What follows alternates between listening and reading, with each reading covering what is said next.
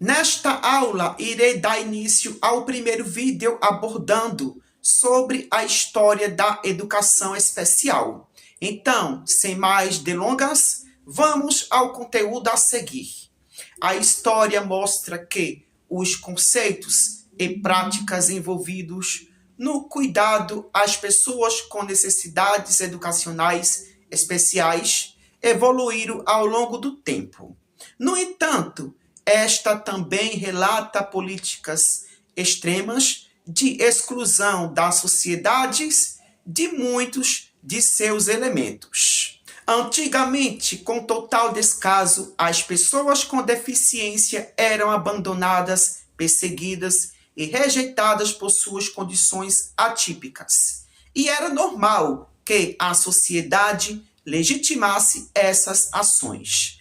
Pessotti, 1984, especifica que, embora este momento histórico não tenha muitas referências às pessoas com deficiência, é sabido que em Esparta as crianças com deficiência física ou mental eram consideradas subhumanas, ou seja, que é inferior às demais, por ser diferente, onde deveria legalizar o seu afastamento ou abandono. Portanto, pode-se dizer que não existia nenhum processo de interação com tais indivíduos.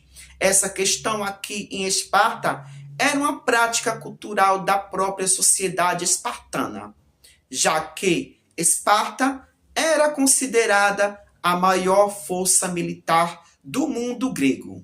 Já era uma tradição cultural a preferência de que nascesse menino do que menina, porque essas crianças, no caso dos meninos, quando crescesse, iam servir ao exército espartano. E no caso de uma criança nascesse com alguma deficiência, isso poderia comprometer a sua participação no exército. E por isso, muitas vezes, crianças com deficiência eram abandonadas até a morte.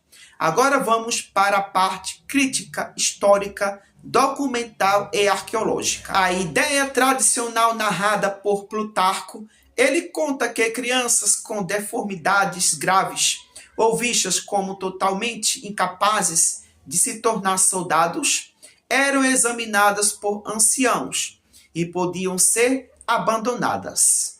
Mas quando vamos para o campo das evidências e analítico histórico, a coisa muda totalmente. Neste contexto, não há evidência arqueológica de uma política sistemática.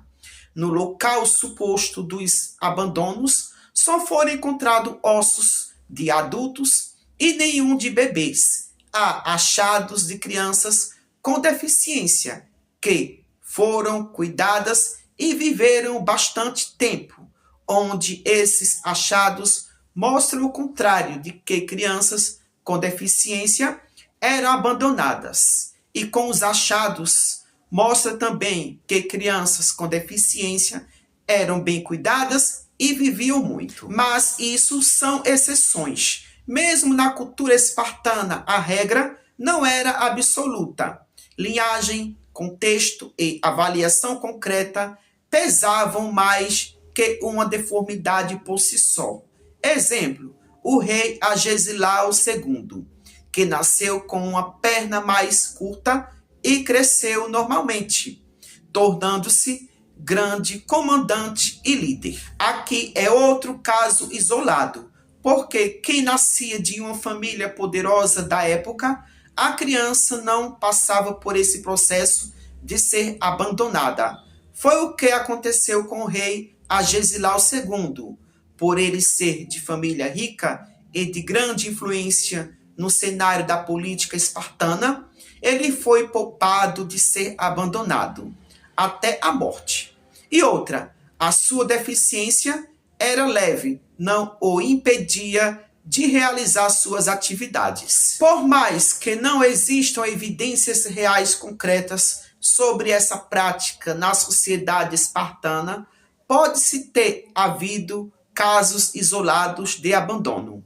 como ocorreu em outras sociedades antigas, mas não era uma lei oficial e obrigatória aplicada a todos com deficiência grave. O que é certo é que existia um ideal cultural de vigor físico voltado para a guerra, e isso gerava forte pressão social, mas a prática real foi muito exagerada ao longo dos séculos. Na Idade Média, as pessoas com deficiência começaram a emergir do abandono e da exposição, passando a ser acomodadas em dormitórios ou igrejas, em um quadro de punição e caridade.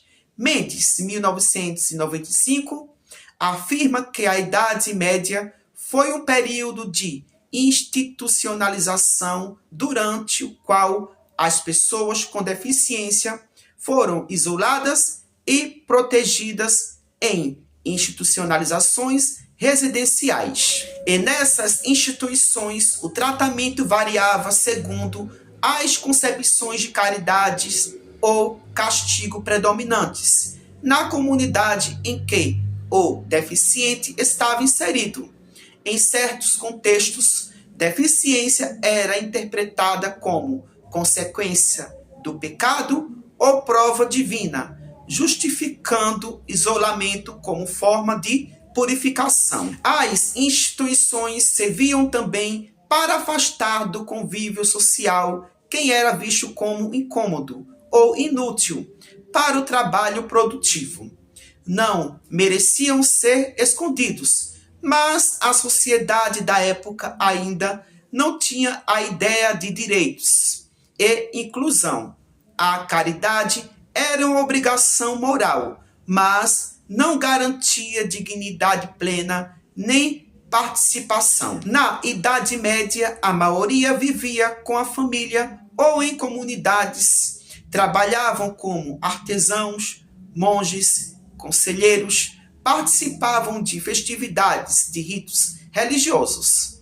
Havia asilos e mosteiros, mas eram mais voltados para acolhimento caritativo, não para isolamento sistemático ou obrigatório de toda uma categoria de pessoas. Confinamento sistemático surgiu e se fortaleceu mesmo na Idade Moderna, séculos XV ao XVIII, com a criação de grandes instituições gerais, hospícios, asilos de alienados, casas de correção que passaram a separar da sociedade quem era considerado indesejável, inútil ou diferente de forma passiva e organizada pelo poder público. Mesmo na Idade Média houve preconceitos e dificuldades, mas não havia uma política de internação geral como veio depois.